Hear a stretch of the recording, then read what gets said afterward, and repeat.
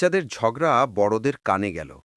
দু গ্রামের প্রধানরা ঠিক করলেন একদিনে বিচার করতে হবে কার সবজি আসলেই শ্রেষ্ঠ। তাই তারা নদীর ধারে বড় মাঠে সবজি প্রতিযোগিতা ঘোষণা দিলেন। আলুর ডাঙ্গার লোকেরা খুব খুশি। তারা আলুর পিঠা, আলুর দম, আলুর চপ বানিয়ে আনল। বেগুনডাঙ্গার লোকেরা বসে নেই, তারাও বেগুন ভর্তা, বেগুন ভাজি, বেগুনের ঝোল বানিয়ে হাজির হলো।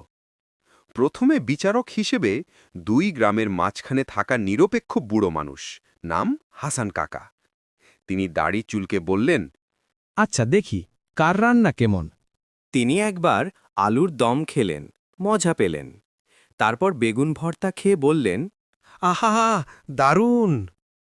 কিন্তু মুশকিল হলো সব কিছুই এত সুস্বাদু যে হাসান কাকা কিছুতেই ঠিক করতে পারছেন না কোনটা ভালো।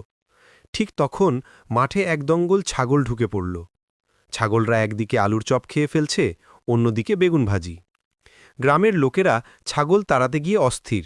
এই সুযোগে বাচ্চারা হেসে গড়িয়ে পড়ল। দেখো, ছাগলও বুঝতে পারছে না কোনটা সেরা।